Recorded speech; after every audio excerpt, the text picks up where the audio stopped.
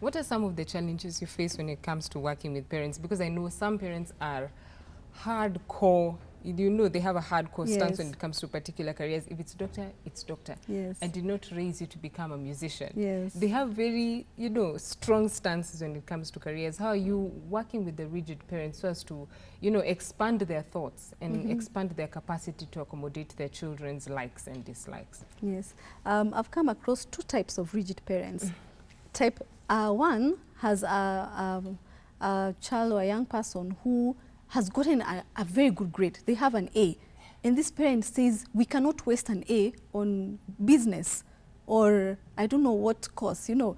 An A needs to be medicine or engineering. Or lawyer. You know, yeah. You know, this is, he's talking about marketing and I don't know what arts, fine arts. You know, that's wasting the A. So that's one type of rigid parent. Then we have another parent who will tell me a course that my daughter or son can do that is very marketable, right, you know, and that they will get a job when they finish. You know, that's their focus. And actually, most parents fall into this category.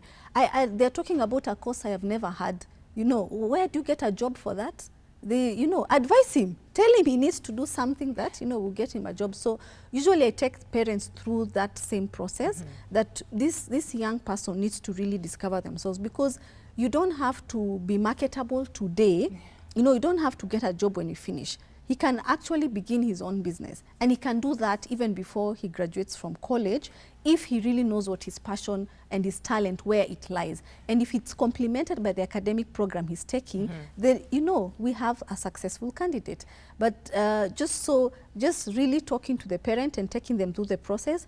And when I am counseling a young person, I always want to counsel with the parents, because the parents will send the young person to me, and then when they go back home, the parents say, no, no, no, we want, you know, this is the way. And so it sort of backtracks your efforts. Exactly. Yeah. So we sit with the parents so that I know what their opinions are, because really, as a parents, they're the first influencers in this young person's life, you know, and they're also going to be the ones to pay the fees. So really, they need to have their opinion carries weight. Yeah. So we work with the parents as we work with the student. So as a student does a self-evaluation, we share it with the parent, and they begin saying, "Oh, you can do that. You know, let me hear you sing.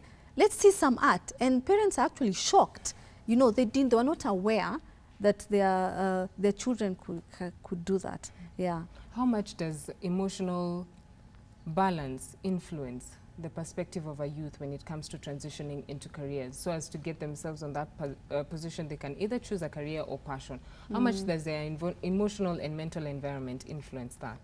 And how you, because it's a bit sensitive the moment they're out of high school, how are you working around the emotional and mental part? It's a big influence on the young person. Some of them come from broken homes or have serious peer pressure, you know, and so just working with a young person on a one-to-one, and this is where sometimes the parents have to step out of the room, and we work through with the young person, because sometimes they're choosing a career because, you know, they have felt they have disappointed their parents all through their life, and now they want to be this thing that the parents want, so that they can get a little bit of, you know, my dad likes me now, you know, or he appreciates, or he sees me now. And so just working through that, and becomes sort of like a counseling session. Though usually when I really see there's a deep need for counseling, then I bring in a certified counselor. But yes, it plays a key role. And the mental state also is societal factors, and, you know, technology and TV. And I've watched Olivia Pope, and I want to be, you know. You want to be in scandal, you know, want to be the president's advisor. Yeah, exactly. And I watch Jack Bauer, so I want to be, you know. So and realistic to an extent. Exactly, you know, and just peer pressure from, you know, friends. And so dealing with that mental state. And also our young generation, you know, we have really emphasized on the youth. You know, even the older folk are saying they are young people. You know, that's why a president on a campaign trail in a certain country rapped. You know, he actually rapped, you know, so that, you know, he can be seen he's young, and he's really, really old, you know. And it's because everybody has said, this is your time, you're young. And so the mental aspect there is then that this young person doesn't realize they're growing up and they're maturing. And so they want to still behave like their children. And yet here is an 18, 19-year-old or 17-year-old, you know, leaving high school. So this is, you're on your way to, you are an adult actually.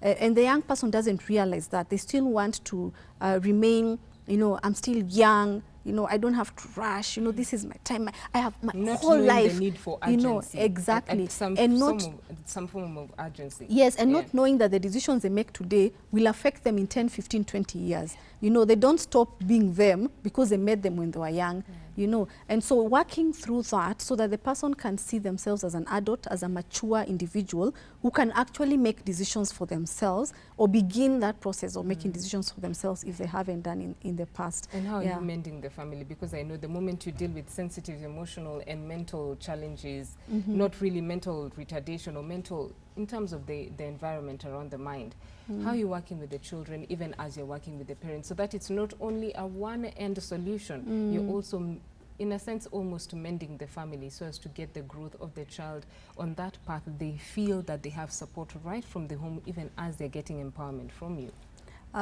Usually because I work with both parents and the young person, when I see that there's this big disconnect or there's a need, with the permission of the young person, I bring in the parents and we have a session. And I found that parents begin understanding, you know, things that they were not understanding before. They begin seeing them clearly, and it helps them realize, oh, I need to pay more attention to him. He's grown up, but I need to pay more attention to him. I've been missing in his life and all that. And so I get parents who start seeing we need to be more careful how we relate to each other as husband and wife because it's clearly affecting our children and we were not aware of it. Yeah, so just that conversation, that discussion, and the revelation actually begins, you know, healing and giving peace to the young person. And in other cases, I've had to, of course, refer both the family to a certified counselor. But there's a lot of that revelation that comes with that self-evaluation and the young person just opening up and even just breaking down and say, you know, this is why I said I'm not going to study and whatever comes, comes. You know, and the parents beginning to realize, oh, we are actually, you know, affecting, or this young person is going through something that we were not aware, you know, that our son or daughter is going through this. And so that now begins, you know, the journey to mending the family relationship. At what point do we need to start the conversation on career development? You said right from the home. Right, but we know very well that most of the time, the moment a child is 4 years old, out they go into baby class and it's all uphill or downhill from there on. At what point can we, you know, reel in the madness and get ourselves back on the sane path of actually raising our children to understand that they also need to be part of the conversation of their life journey and also their professional course right from the time they're actually 4? Actually, it needs to begin even much earlier, you know, from when they're, we're told from 9 months, the child is aware of the manipulation. You know, the child now can cry for attention because they know when they cry, they realize at 9 months that if I cry, you know, mommy comes. You know, so really early from when the child starts crawling or picking up things, we are told as parents to be observant. Because at that point, the child cannot say, hey, I love singing. You know, they can't talk. So you observe and you see what does this child gravitate towards? You know, do they like picking up the phone and, you know, fixing? And then with time, things fall off.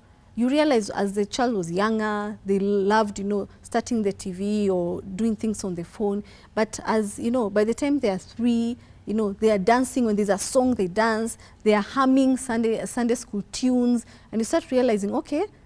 And by the time they are 4, you know, you can now enroll them into, you know, get them a music teacher or drawing, even when they are 3.